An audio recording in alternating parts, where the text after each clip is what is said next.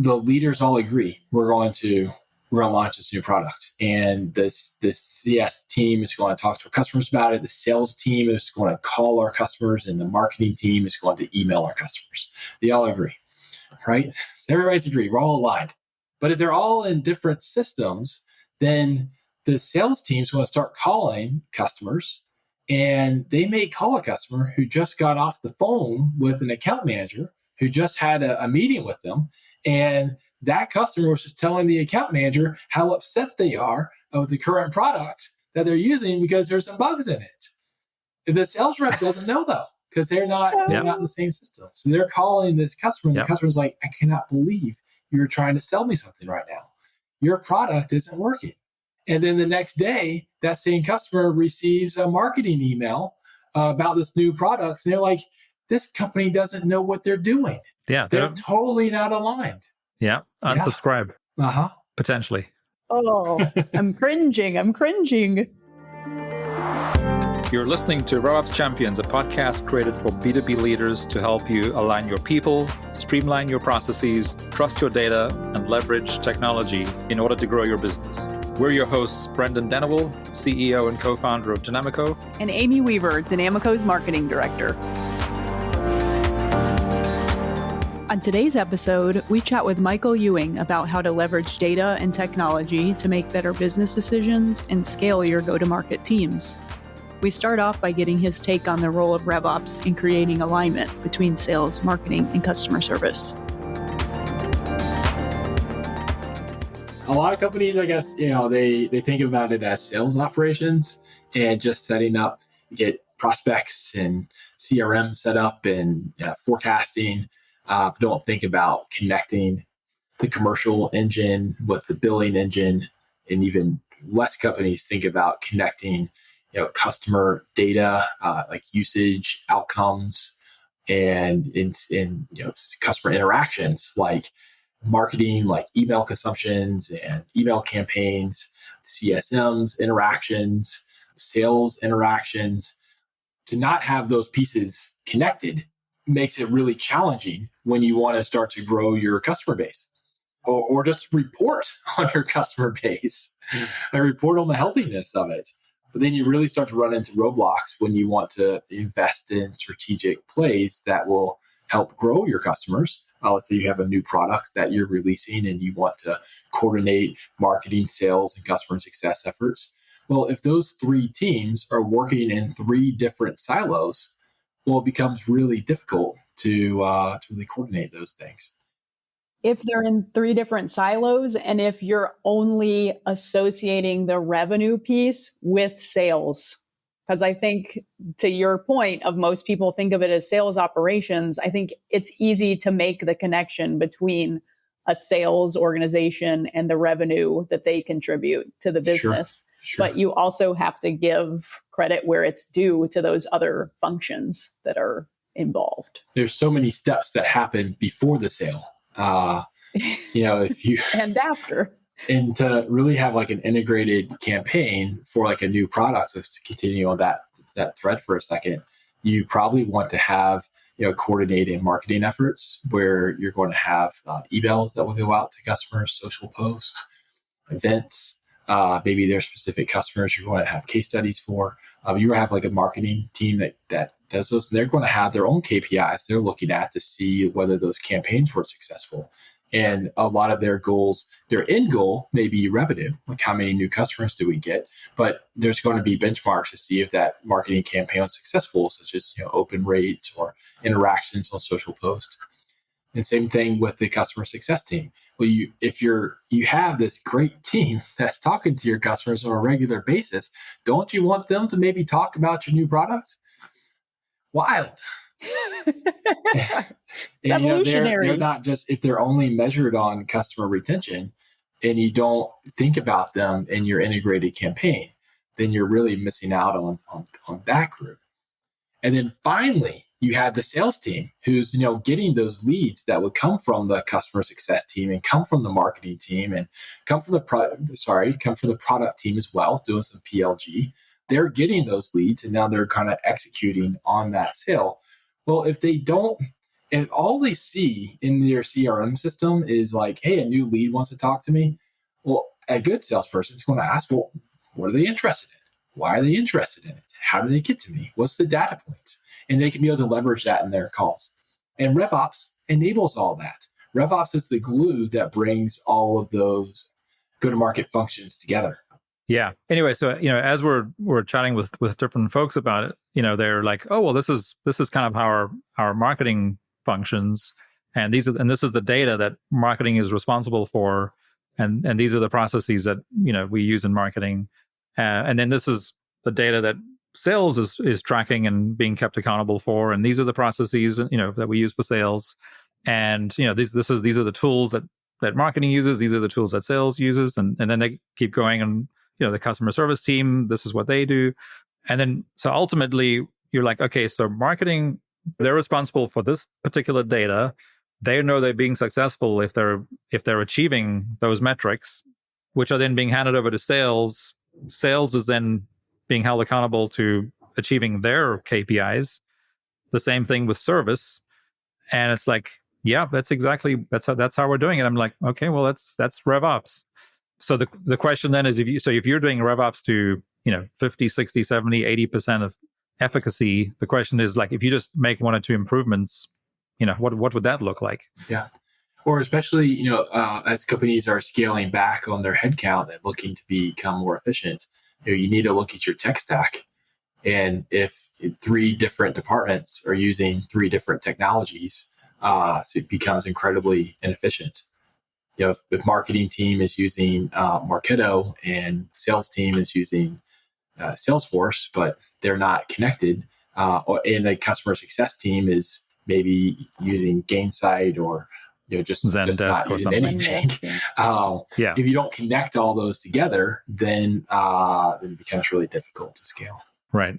Yeah, because the data is not flowing from one to the next, and there's not one single source of truth, right, as we talk about. Right. And the cost of maintaining each of those systems can start to become pretty exuberant. And there's definitely all-in-one platforms out there that can bring those groups together. So that's where RevOps, I think, really starts to shine, is when you put a roof over sales ops, marketing ops, services ops, and you just put it all under one umbrella of revenue operations. Yeah, love it. Good stuff. Let's go back through your story. I like when we talked about you opening the office in Dublin and you got to take a playbook that had been built for the inbound marketing consultants when you first started at HubSpot. Yeah. But it had become a little bit bloated, you described, and sort of reinventing that playbook for onboarding customers to get a quick ramp up and for them to see the value of HubSpot sooner. Yeah, absolutely. So maybe I'll talk a little bit about my journey and kind of get into, I have some lessons learned about scaling headcount, scaling internationally, implementing a new function like renewals, and implementing a department like customer revenue. Yeah, because essentially, like what we're always trying to get at is, why do some companies scale better and faster than others when they seemingly seem to, to your point, have the same headcount, they have access to the same funding, they have access to the same tools. So why are some companies or organizations scaling more effectively than others? Yeah, it's a great question. I don't know the answer, but I've had some experiences. I've kind of seen the show a few times, and I can at least tell you what I've seen. Well, one of the lessons that I learned from launching the HubSpot's Dublin office, it's our first international office. We had a small team of expats that went over to help launch that office. And I was responsible for leading our implementation team, finding implementation specialists and onboarding customers in a efficient fashion. I view this as a really well-funded startup. Okay. Where we could be really agile and experiment and take some risks and try some different things. And the way that I viewed it, setting up that department there, was to take the best of the playbook that we had built in the US and implement those strategies and kind of leave the worst behind, some of the things that may bog us down or created some inefficiencies. And so I ended up implementing kind of two examples. Is the primary way that we were onboarding customers, the US, was a time-based approach where you got an inbound marketing consultant, and we would spend 4 to 6 or 8 hours with you and just help you kind of whatever you needed. We'd help you be very, very open of whatever challenges your business had. We'd help you solve them, primarily using the HubSpot tool. And I started to take more of a campaign-based approach where I'd be asking customers to think about a campaign that they wanted to use with HubSpot, and that would incorporate all the tools together, as opposed to just a kind of a one-off, like I just want to use email marketing. I'd say, well, let's talk about what your primary goal is. If it's to generate more leads, well, then let's use social media, email marketing, an offer with a landing page, call to action, kind of string all the tools together. And I did that through a project management approach using Basecamp way back in the day, and created some project-based onboarding that was focused around campaigns.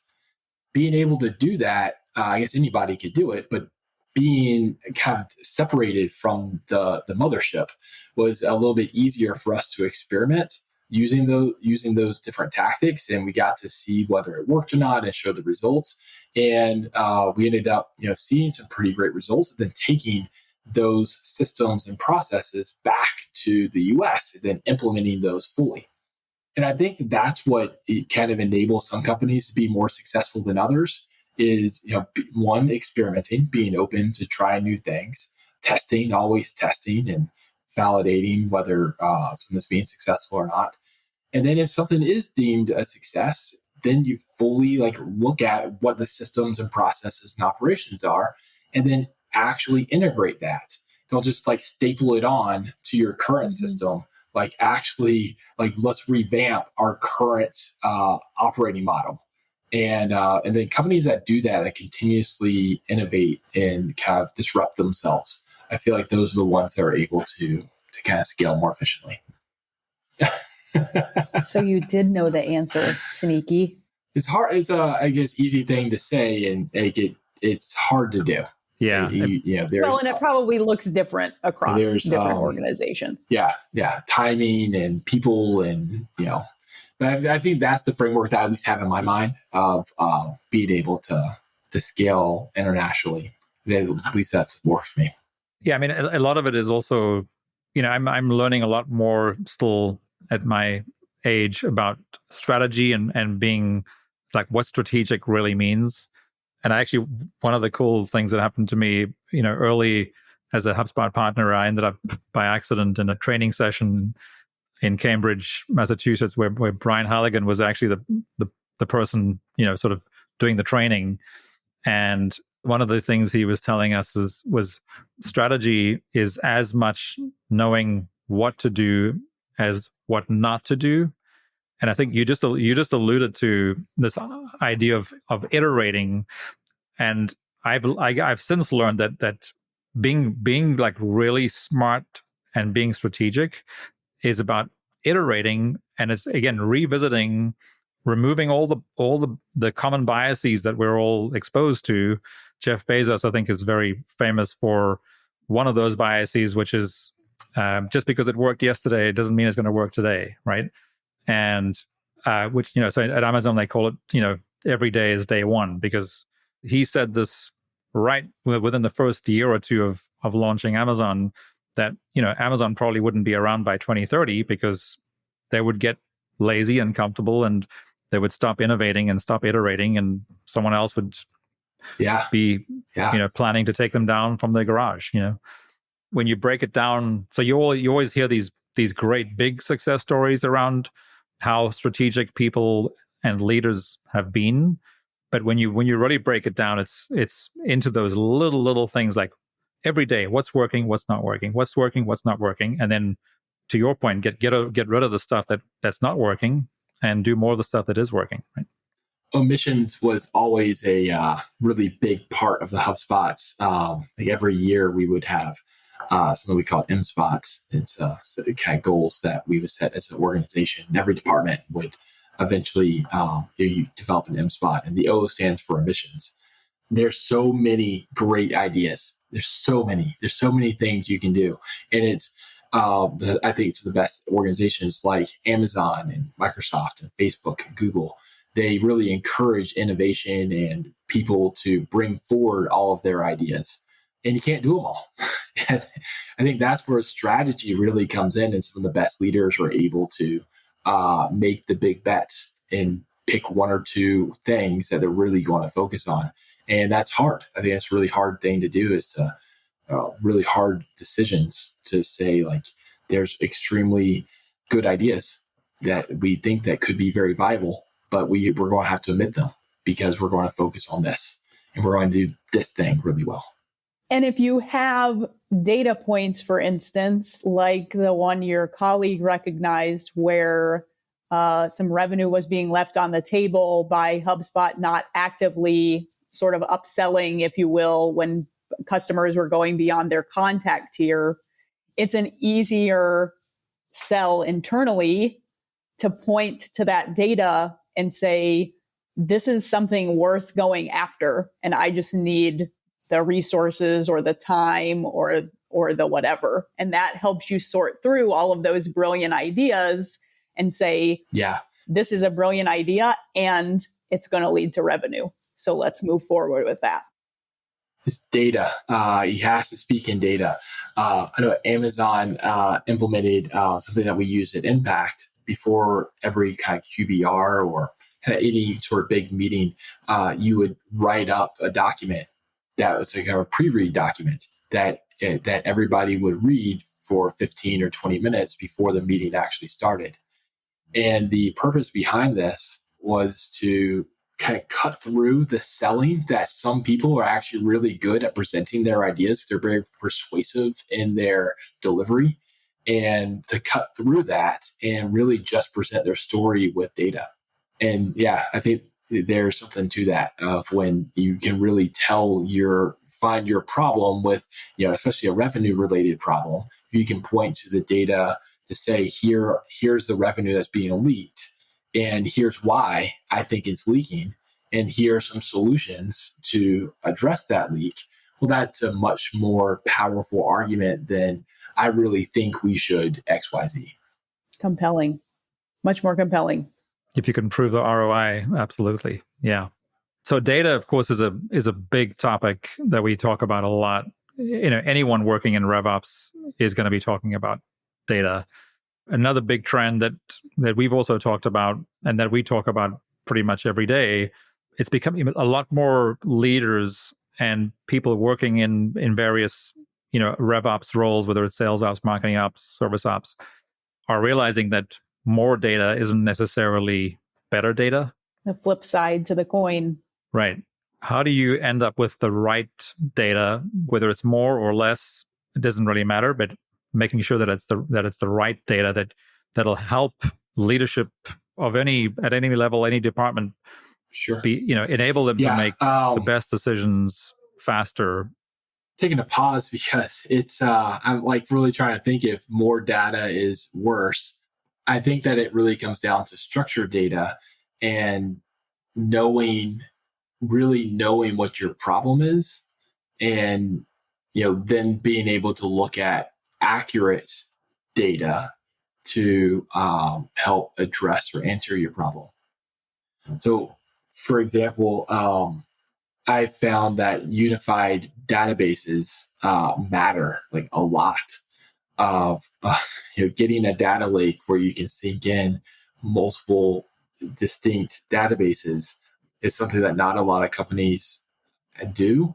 But the more as people realize the importance of it, obviously, like Snowflake and these sort of data lakes are very popular. So the larger companies obviously are, but a lot of smaller companies are starting or maybe starting to scale. They haven't thought about combining their distinct databases. So, having customer data, commercial data, billing data, if you go ask what's driving, even a similar question, what's our net dollar retention rate? And if you have your commercial engine in, say, Salesforce, and you have your billing engine in, say, NetSuite, if those two don't speak to each other, then your finance team may go pull the results from NetSuite, from your billing engine, and your commercial engine, since it's not speaking to the billing engine, they may know that customers have churned or have downgraded or have just upsold, but it's not a real-time sync to your billing engine. So then so they pull just from the finance engine, well, that net dollar retention rate is going to be different than what your commercial engine says. So, and that's just one example of needing to have those two databases, synced and talking to each other. And to me, it's not how much data you have, because you could have, trillions of data points in both engines, but you just need them you need to match them. They need to be correct. And then it becomes an exercise of, knowing what you're measuring and how to measure it properly.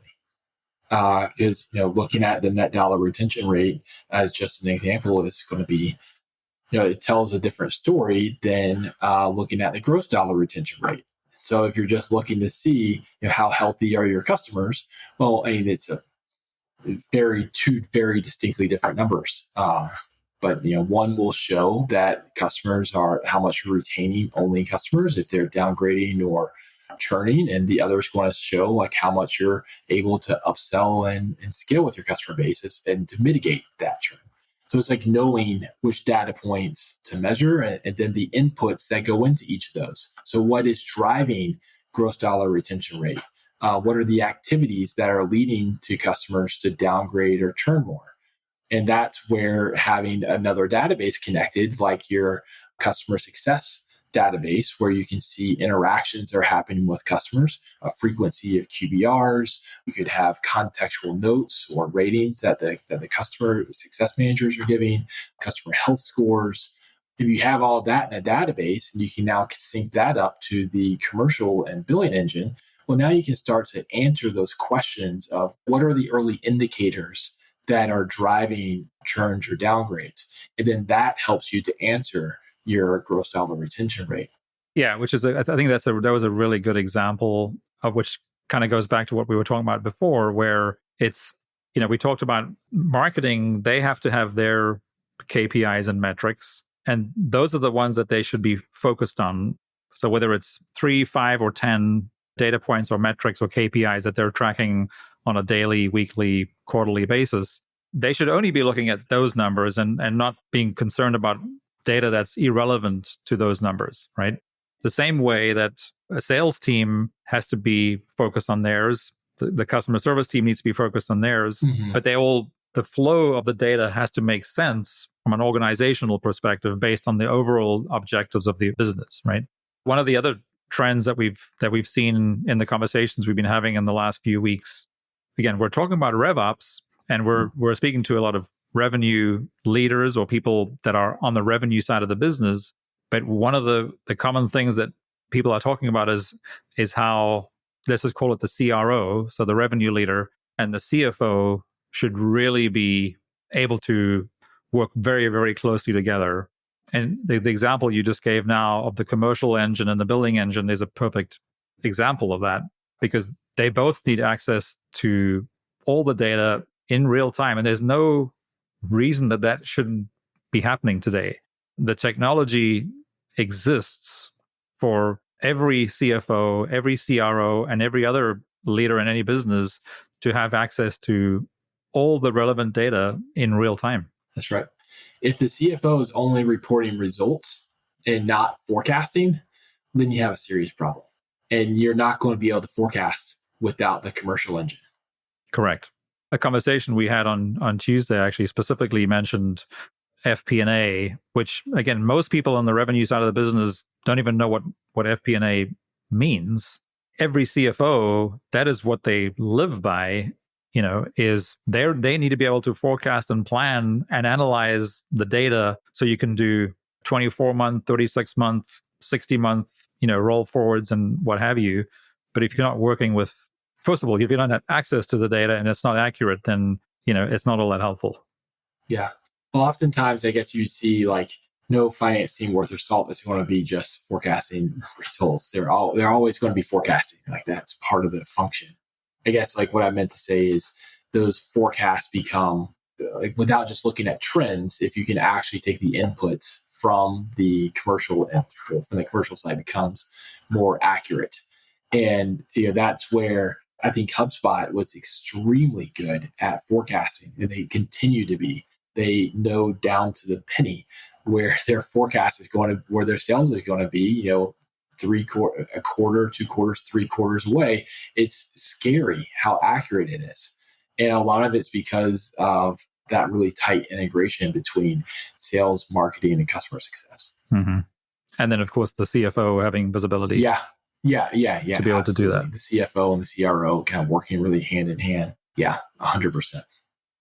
Amy, what else do we have that we wanted to make sure we covered with Michael? We hit on data as an asset. We hit on data as a liability. Although we could probably talk about those for a couple of hours each. Yeah, I mean, we could go back through. There's nothing keeping us from talking about what Frank Ogre did to connect your sales ops to your customer success ops, kind of bridging those two components of RevOps together. Sure. Yeah. Frank Ogre he's a brilliant leader. And I'm not going to be able to tell his story as well as he deserves. So maybe reach out to him for a next interview. Actually, that's a good idea. Yeah. Yeah. He's be able to tell way better stories than I can. But from my recollection, HubSpot was going through a big transformation. We had made a big bet. Brian Darmesh and the leadership team made a big bet that we were going to move off of Salesforce and we're going to eat our own dog food and we're going to move on to HubSpot's CRM. And the HubSpot CRM was not built for enterprise businesses. Really, it was built for small, medium-sized businesses. So for an organization like HubSpot had grown up to that point, have 5,000, I want to say around 3,000 to 5,000 employees at that time. That was a big switch. And Frank was tasked with building out what they called the business enablement team. I remember that, yeah. And Frank hired a bunch of essentially RevOps team members, individual contributors and leaders to really build a system design and infrastructure that could be able to move HubSpot off of Salesforce and onto HubSpot. And that there was, hundreds of millions of dollars of investment that went into that. And without building those train tracks for like that, the guts of that system, it would have been disastrous for HubSpot to move off Salesforce. And I think it's just really great leadership and, talking about strategy earlier, really strategic thinking, knowing that this isn't going to be, a 1-year plan to migrate off. We're going to plan this to be 3 years. And we're really going to put in the system and operation muscle behind it and lean in more to that than just throwing people at a problem. Yeah, that's actually a really great reminder. Because I remember, of course, we remember that happening, but we didn't see it from the inside like you did. But even from the outside, it was a big deal. But now, I'm guessing that's like maybe 8 or 9 years ago, or it seems like a long time ago. But getting old. Yeah, feels like yesterday. Yeah, throw COVID in there, and who knows how long it was. But the reality is that when it was doesn't really matter. But what you're seeing now, of course, is as HubSpot has made this very, very successful, at least the beginnings of a successful shift up market into the mid-market space, where you now have many other companies that are the size of HubSpot was then, using HubSpot as the solution to run their RevOps, whether they call it RevOps or not. Yeah. With an all-in-one platform, a single source of truth, or the single pane of glass, as I guess you and many others would. Yeah, one of my mentors told me that the single pane of glass. I think it's a great analogy. You say, yeah. Yeah, we've been hearing that a lot in the last couple of weeks, the single pane of glass. Because now we're actually, at Dynamico, we're now implementing the HubSpot CRM for those mid-market companies. So I'm really glad you reminded me about, HubSpot essentially did that to themselves or for themselves first, making that shift from Salesforce to HubSpot.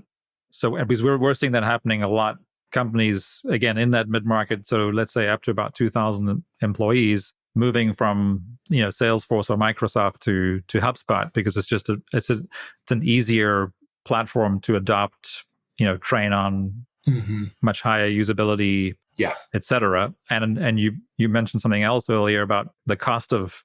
So if you're using Salesforce, for example, you have a very expensive, relatively speaking, team who has to continue to cobble all those systems together, right, so that you have an integrated system where the data can flow freely and is available in real time to all managers and leaders. Yeah.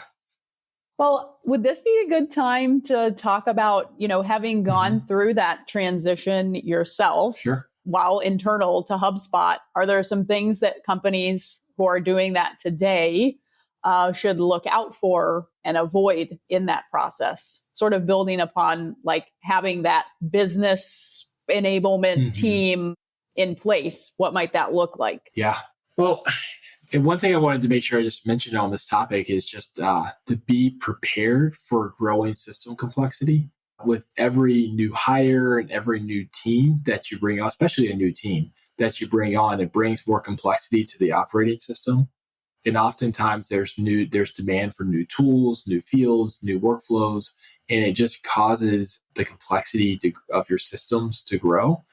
And I think maybe that's a common mistake that companies will make, is not being prepared for that and not thinking ahead to staffing or just putting adequate resources to their revenue operations teams. And that's all separate from the tech bloat issue, which is a whole nother issue, right? Yeah. Yeah, that's really interesting. Yeah. Yeah. So speaking from experience and seeing HubSpot kind of go through that motion, it goes back to the Frank Azure the business enablement team. It's not just Frank. Frank was in charge of it at the time, and there's brilliant people that really made that happen. Yeah, they really invested in the tools to be successful, and kind of thought ahead.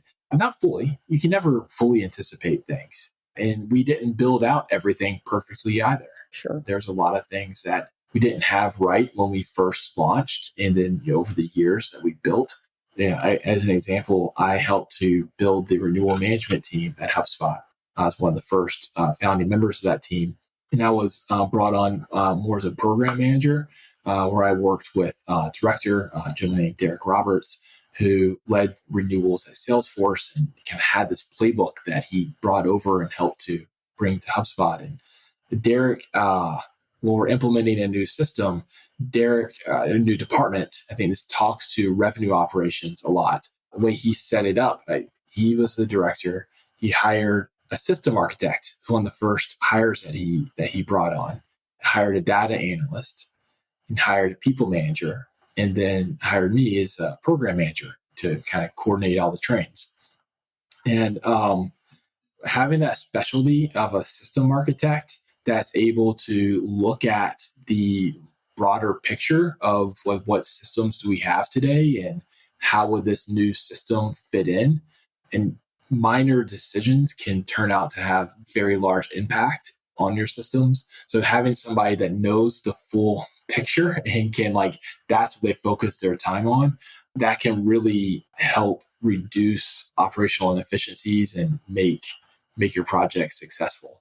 So an analogy that I was thinking of preparing for this interview today is, think of your operating system like a garden that needs to be maintained and pruned. So be ready to invest more time or resources if you're adding more. If you're growing tomatoes and you're all of a sudden going to start growing watermelons, you better be prepared for learning how to care and grow watermelons, which is different than being able to grow tomatoes. And then you have to prune your garden. You can't just let it grow wild. Your weeds will grow, so you have to constantly clean your system, delete the bloat. I think it's what you mentioned earlier there.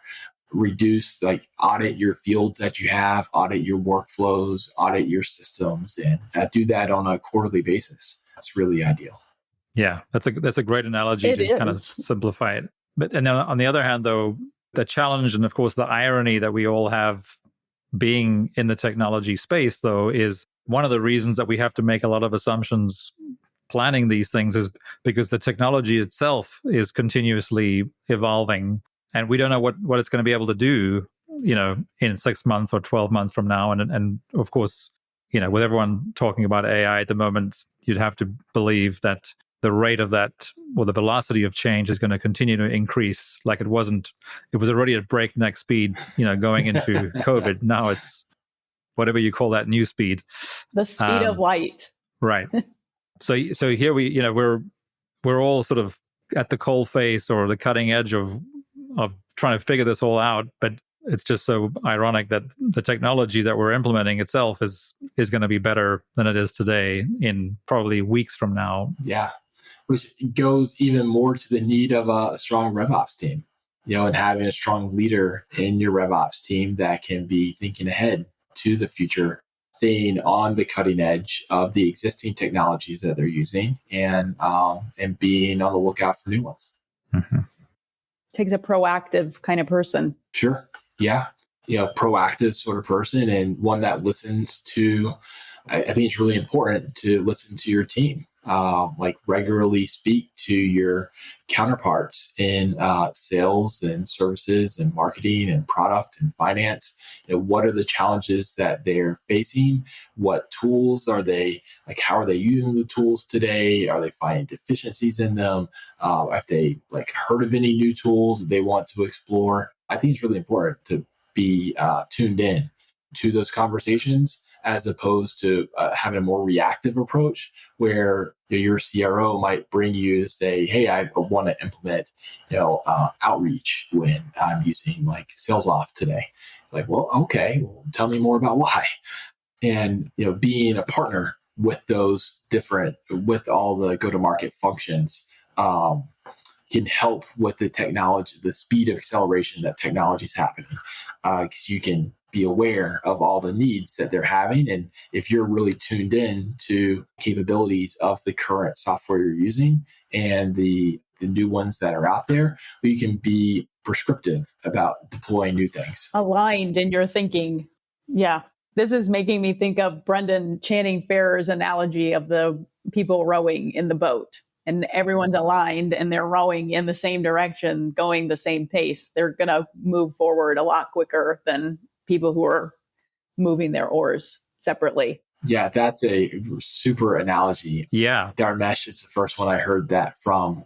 Dharmesh said it a little bit differently of vectors aligning.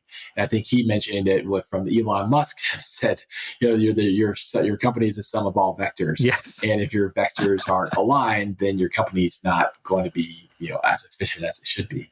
So I like Channing's twist on that a lot. It's, all the people in the boat need to be rowing in the same direction. If you have somebody that's always rowing left and the other guy's always rowing right, well, you're just going to go in circles. Yeah, I do love that analogy.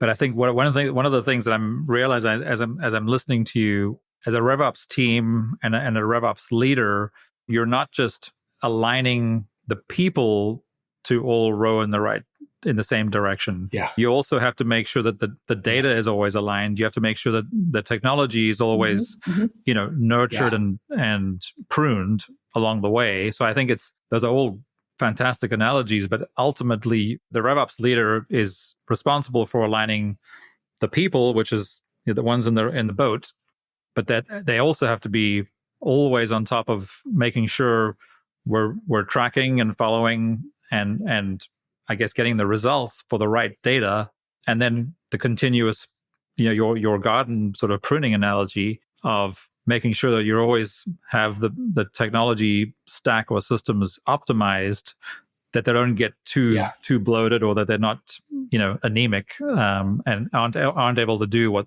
the teams need the technology to do. So to tie this all back together, Brendan, if kind of what we talked about earlier is launching a new product, like kind of launching a cross-sell product. And the leaders can have the people kind of rowing together, but the systems aren't aligned. Then, like we said, you're kind of going in circles. So here's a really good example. The leaders all agree we're going to launch this new product, and this CS team is going to talk to our customers about it. The sales team is going to call our customers, and the marketing team is going to email our customers. They all agree. Right? So everybody's agreed. We're all aligned. But if they're all in different systems, then the sales team's going to start calling customers And they may call a customer who just got off the phone with an account manager who just had a meeting with them. And that customer was just telling the account manager how upset they are with the current product that they're using because there's some bugs in it. The sales rep doesn't know though, because they're not in the same system. So they're calling this customer, and the customer's like, I cannot believe you're trying to sell me something right now. Your product isn't working. And then the next day, that same customer receives a marketing email about this new product. And they're like, this company doesn't know what they're doing. Yeah. They're totally not aligned. Yeah. Unsubscribe. Uh-huh. Potentially. Oh, Yeah. I'm cringing. That's a really good example, though. Yeah. Awesome. Well, Michael, first of all, thanks again so much for joining us. Yeah, absolutely. Do you have any sort of last, if you could speak to our audience, and who, again, are all folks who are trying to figure out some version of whatever they're responsible within their RevOps operations, whether it's in marketing or marketing ops or sales ops or service ops. What is one piece of advice from your experience specifically that you'd like to share with everybody? Oh, man. I guess I was going to say keep learning, because the technology is advancing so quickly. So, stay up to date on the new technology. But I guess what I mean more thoroughly is like, find mentors, find other peers in your industry and speak to them, connect with them, understand what their challenges are, how they're solving them, and don't work in a silo. There's actually a lot of people around you that are facing similar challenges, and broaden your network and broaden your mind by taking a wider lens approach to solving problems, by learning and by connecting with others. Awesome. I love that. You love relationships. It's all about people. It does come down to people first. I have a friend of mine, Mark Killens, is really, he launched a network called TAC recently, and it's people first motion. And one of the things that really stuck with me in my sales career is a mentor once told me, as you're selling products to someone, you need to think about how it's going to affect them personally.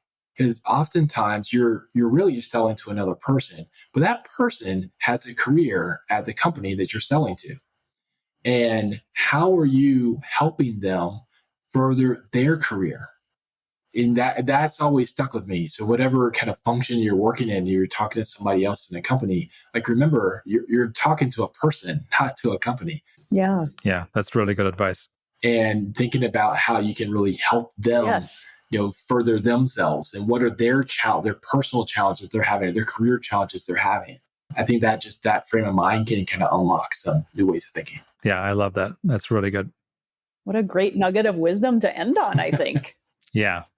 Michael, well, thanks again. I'm sorry we kept you a little over time here and that we got started a little late, but it was really cool to see you again. We did speak to John earlier too, and we told him we'd tell you we say hi. Or he says hi. Oh, yeah, definitely reciprocate, please. And maybe it's a little call to action for myself. I love talking go-to-market strategy and the importance of implementing RevOps to drive sustainable growth. So if you're listening to this, please connect with me on LinkedIn. I'd love to chat. Just shoot me a message, and love to have a virtual coffee chat with you anytime. If you're in the Boston area, then maybe we can meet up.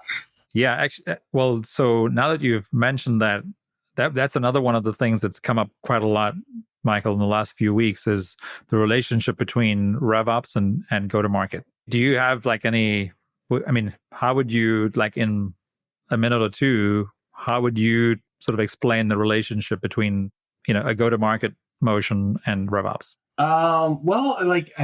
Let's see if I can come up with an analogy on the fly.